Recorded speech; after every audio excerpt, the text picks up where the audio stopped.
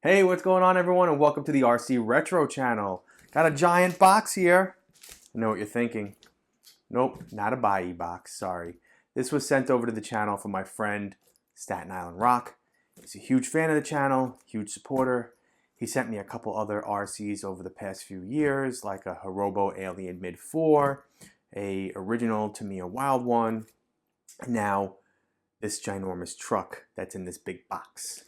All right, so I already opened this up and took everything out because if I was going to unbox this on the channel, it'd probably take me 10 minutes to pull off all the bubble wrap that was included with it. So I'm just going to open this box.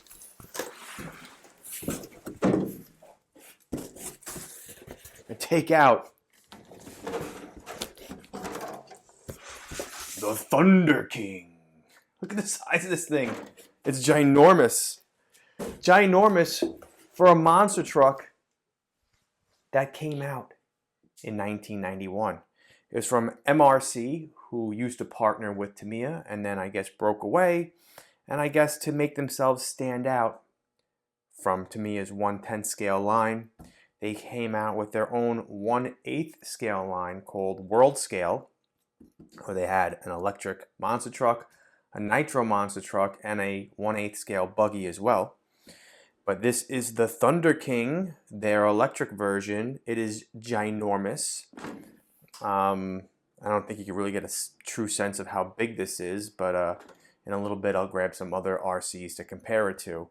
But yeah, pretty cool. Love it. This was featured on Adam's YouTube channel. That's Adam's Playground. And right after that, Rock hit me up and was like, hey, I got one in my garage. I'm not going to restore it or anything. I don't know what I'm going to do with it. He's like, would you like it on your channel? And I was like, absolutely. I don't even know what a Thunder King is. So I had to go over to Adam's channel and watch it. But yeah, this is awesome. I don't necessarily know if this was the box art. But I love the neon stickers on here. What does it say? Born and bred to knock 'em dead. Love that little saying right there. And on the back, we have Wild Child. So I'm sure these stickers were included with this. So I don't know. Let's get this body off and see what condition this is in. Okay. Cool. Body is, I don't know, a little dusty. Not the greatest paint job. For some reason they left this all clear over here and never painted in the light bar in the back. It's all molded into one piece. But I don't know. There's no reproduction bodies for this and no reproduction stickers. So what you see is what you get here. The only thing I could think of is maybe remasking the windows and blowing in the black over here and silver over here. But I don't know, I might just keep it just as is. Wow, look at this. Check that out. This is a dual motor transmission. There are two silver cans in here. It's a ball diff in here, I think. I think it's a ball diff from what I remember reading online. I'm about to say gear diff. Ball diff. There is a slipper clutch. The original came with like a rotary mechanical speed control, but this has a Traxxas XL5 ESC on here. Let's see what else. Got a Futaba receiver. There is a Futaba Magnum Sport remote floating around somewhere that came with this, but I don't think I'm going to use it. Maybe just to bench test this, but then I might switch over to something a little bit more modern. Something of note, originally you had dual servos in the front to push these wheels and tires back and forth. There was one on each side connected to each tire. This only has one, so I guess the original owner, not Rock, modified it to only have one servo pushing back and forth. You have, let's see, independent suspension all around. You have these big beefy aluminum oil-filled shocks, where right now I don't think there's any oil in here because it's very bouncy. So I'll open that up and maintenance those, put some new oil in there. Let's see what else you have on here. You have, this is pretty cool. You have an aluminum chassis And this is in a lot better condition than I had anticipated. I mean, Rock just sent me very, just pictures, just aerial shots of this, and I was like, all right, yeah, I'll take it. But this is in great shape. Just turned it over really quick. There's really no scuffs or scrapes at all on this chassis right here, this metal black chassis. And then the bumper in the rear looks like brand new, like no scuffs on it. And in the front, same thing for the front bumper. And then there's another bumper attached to this. Is that right? Did this come with like two bumpers like this? Like a bumper and a bumper? Because this looks pretty good. I mean, it's not clean. It's a little dirty. Maybe it was ran lightly on grass. I don't know, but this looks pretty good shape to me. I mean, dog bones in the rear that are a little rusted. You have these big beefy 5.5-inch tires that are still soft. They're glued on, so I mean that's okay because they're still soft and there's no cracking or anything in them, so those will be fine. I'll just clean those a little bit. Wow, I still can't get over the condition. Look at the bottom of that again. Now, modification on here. These two aluminum pieces right over here. Must have cut out some sheet metal and just put those in just so that when you put the body on, it keeps out some of the dirt and debris. I don't think that'll work too well. I'm probably going to take these off. But, all right, that's pretty cool. 1991 MRC. It says it right on the inside over here on the body mounts. This one says it too. 1991 MRC. Model Rectifier Corporation, if I'm correct. I think that's what it stands for. Now, on a side note, I was reading some of the original advertisements when this came out in 1991. And this is a little nutty. But in multiple advertisements, MRC states that to test the toughness and durability of the Thunder King, they ran it into a wall. Not once, not twice, but I could have swore I read 200 times. Yes, 200 times into a wall and it survived. It's pretty darn tough then, huh? And then there's a little disclaimer after it says, we recommend you not run it into a wall. Well, then what's the point of putting it in the advertisement? Because I want to run it into a wall. But don't worry, we're not going to run this one into a wall. No way. All right, I thought you'd find that interesting. All right, the first stadium truck I saw, my RC10 T4. Looks miniature compared to this, right?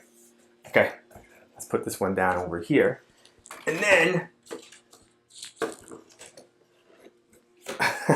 my Traxxas Max, which is, I guess, the miniature version of the X-Max, not the Mini Max. But even this is smaller than the Thunder King. And, this is marketed as a 1/10 scale, and even this is kind of like bigger than a 1/10 scale. But yeah, check that out. So, all right. Anyways. All right, so we finally got a beautiful 68-degree day on a Memorial Day weekend. No little leaguers, baseball players are out here, so I figured I'd take advantage of the field while I can. And I'm just going to get this out. I'm not going to do any talking during the video. I'm going to let the video speak for itself. And then we'll get some cool up-close video footage of it as well, with some music later on. And then, I don't know, I'll be back to talk to you all about what I thought about the Thunder King. All right, let's do this.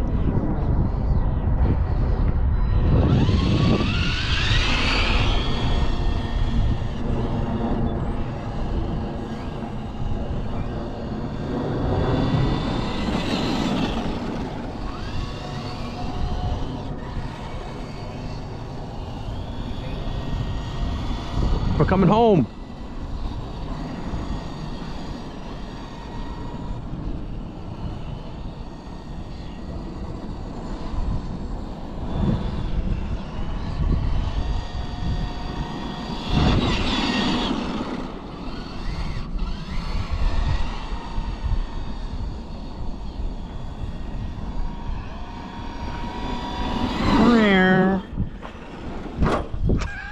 Oops.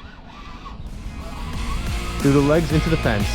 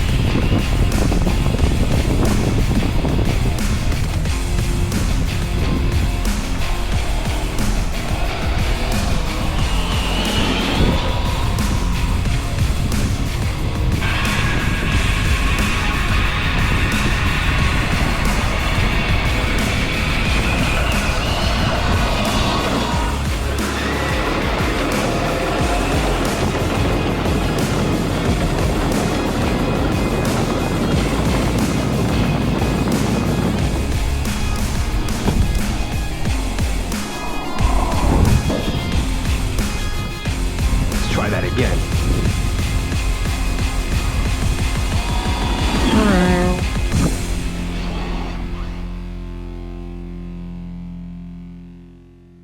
Had a great time out there.